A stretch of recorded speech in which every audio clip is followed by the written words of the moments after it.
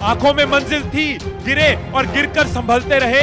हवाओं ने भी बहुत कोशिश की, मगर चिराग आंधियों में चलते रहे, चिराग आंधियों में चलते रहे। इस गोल तक पहुंच के रहूंगा, पहुंच के रहूंगा, पहुंच के रहूंगा।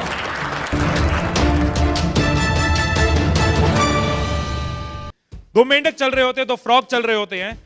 दो फ्रॉग्स चल रहे हैं तो अचानक आगे एक खाई आती है, एक डिग में वो गिर जाते हैं। दो फ्रॉग्स चल रहे हैं, अचानक एक खाई में वो गिर गए। दोनों फ्रॉग गिरे तो वो कोशिश कर रहे हैं बाहर निकलने की, जंप करने की कोशिश कर रहे हैं। पत्थरों के साथ, मिट्टी के साथ रगड़ रहे हैं, कहीं खून निकल रहा है, लेकिन कोशिश कर रहे हैं। ऊपर से 5-6 फ्रॉग, 5-6 मेंढक और आ जाते हैं जो उनको सलाह देनी शुरू कर देते हैं, जो हमारे साथ भी होता है।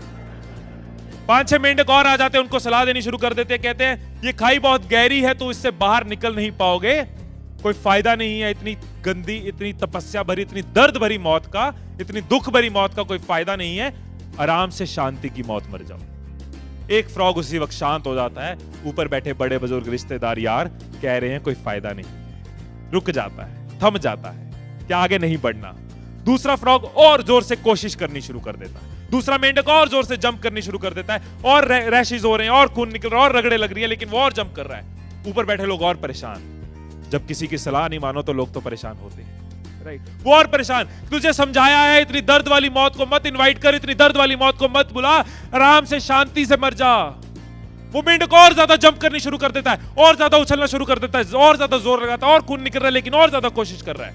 ऊपर बैठे मेंढक और परेशान, वो चिल्लाते हैं तुझे समझाया है, उसको देख, वो शांति से अपनी शांति की मौत मर रहा है, तू इतनी दर्दनाक मौत मर रहा है, तू भी शांति से मौत मर, तुझे समझ नहीं आती, रुक जा, थम जा, बस कर।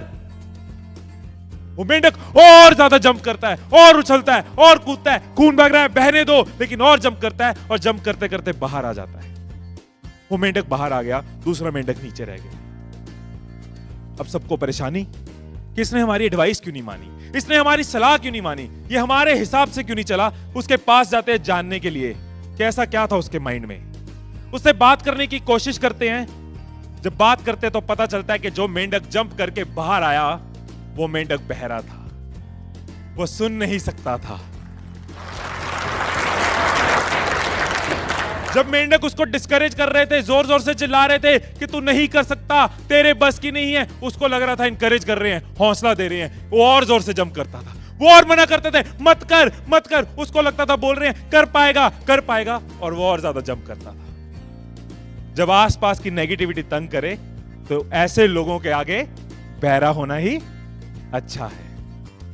हर अचीवर, हर सक्सेसफुल, किसी भी परफॉर्मर को देखो, जितना वो बहरा हुआ नेगेटिविटी के आगे, उतना वो ग्रो किया, राइट?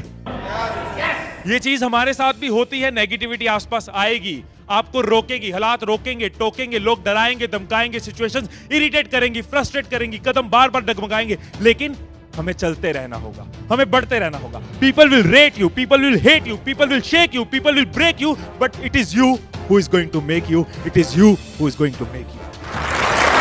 हर किसी को रोका गया था, हर किसी को रोका गया था। स्टीव जॉब्स को उसकी अपनी कंपनी से निकाल दिया था कि तू एक अच्छा लीडर नहीं है, और उन्होंने निकल के 2 कंपनीज खड़ी कर दी, नेक्स्ट एंड पिक्सल। अगर वो उनके आगे बहरा नहीं होते, उनकी मान लेते तो रुक जाते। लोगों ने कहा लड़कियों के बस की नहीं है बॉक्सिंग करना, और कांगेथाई गांव मणिपुर में से, छोटे से गांव से निकल के मैरी कॉम ने 5 वर्ल्ड चैंपियनशिप जीती, क्योंकि वो लोगों के आगे बहरे हो गए थे, ऐसी नेगेटिविटी के आगे बहरे हो गए थे। धीरूभाई अंबानी 150 रुपए महीना कमाते थे, कहते थे करोड़ों रुपए की जायदाद खड़ी करूंगा। लोगों ने क्या कहा, पागल हो गया है, लेकिन बहरा होना ही बेटर था उनके लिए। बोमन ईरानी ने 44 इयर्स की एज में एक्टिंग करियर शुरू किया, लोगों ने डिस्करेज किया, 44 साल की उम्र में एक्टिंग। नवाजुद्दीन सिद्दीकी यूपी के छोटे से गांव से निकले, लोगों ने कहा तेरी लुक्स में ग्लैमर नहीं है, वो बहरे हो गए कि जिगर में दम होना चाहिए, लुक्स में ग्लैमर हो ना हो। रामेश्वरम का लड़का अखबार बेचता था घर घर में जाके, उसने कहा मुझे साइंटिस्ट बनना है, लोगों ने कहा छोटे शहर में सपने छोटे ही होने चाहिए, और वो निकले एपीजे अब्दुल कलाम, जो इंडिया के best, one of the best scientist बने और प्रेसिडेंट बने, और प्रूव किया कि शहर छोटे होने से फर्क नहीं पड़ता, सपने छोटे नहीं होने चाहिए। हर मंजिल होगी अपनी एक ऐसे सफर का इरादा कर लो, हर मंजिल होगी अपनी एक ऐसे सफर का इरादा कर लो, न हारेंगे हौसला उम्र भर, खुद से ये वादा कर लो, खुद से ये वादा कर लो।